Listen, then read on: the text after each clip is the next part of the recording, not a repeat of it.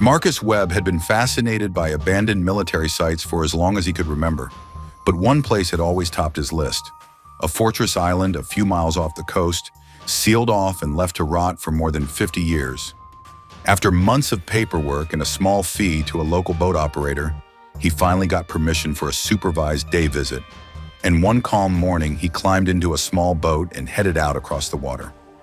The island looked exactly like the old photographs he'd studied for years, except wilder. Thick brush and twisted trees had swallowed most of the dirt paths, and the buildings, once barracks and storage halls for a small garrison, stood roofless and crumbling, their windows staring out like empty sockets. His guide, a quiet older man named Felix, who had grown up on the mainland nearby, walked a few steps ahead, pointing out which buildings were safe to enter and which had partially collapsed long ago. Marcus spent the first hour photographing everything: rusted bed frames, peeling paint, a faded sign warning prisoners not to approach the cliffs. The fortress had operated as a small detention outpost decades earlier, holding a handful of prisoners considered too dangerous for the mainland jails. Most records about the place had been lost or destroyed when it closed, which was part of why Marcus found it so compelling. Nobody really knew what had happened here in its final years.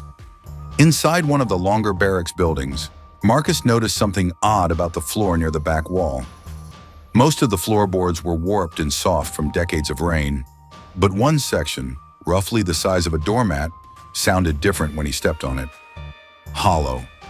He knelt down and pressed again, and the board flexed slightly under his weight in a way the others hadn't. Felix watched from the doorway, telling Marcus it was probably just rot, and that he'd seen plenty of soft spots like that across the island. But Marcus couldn't shake the feeling that this one was different. Using a small pry bar from his bag, he worked the edge of the board loose, and it came away easier than expected, revealing a shallow cavity dug into the dirt beneath the building. Inside the cavity sat a rusted metal strongbox, its latch corroded but still intact. Marcus carefully lifted it out and set it on a cleared section of floor.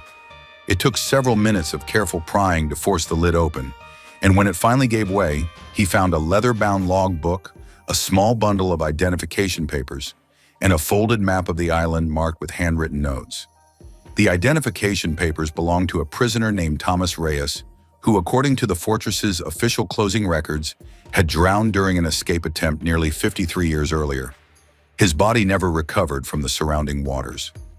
Marcus had read about the case before in old newspaper clippings, one of the few documented incidents from the fortress's history. But the logbook told a different story.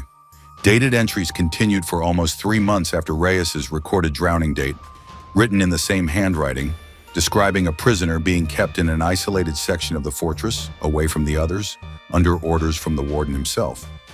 The final entry simply noted that the prisoner had been transferred off-site and that no further records should be kept.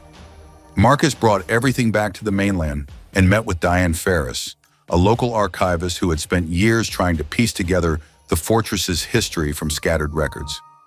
Together, they cross-referenced the logbook against shipping manifests from that period and found a name matching Reyes listed as a passenger on a private transport vessel, departing the island 3 months after his official death date, bound for a destination that had never been recorded anywhere else.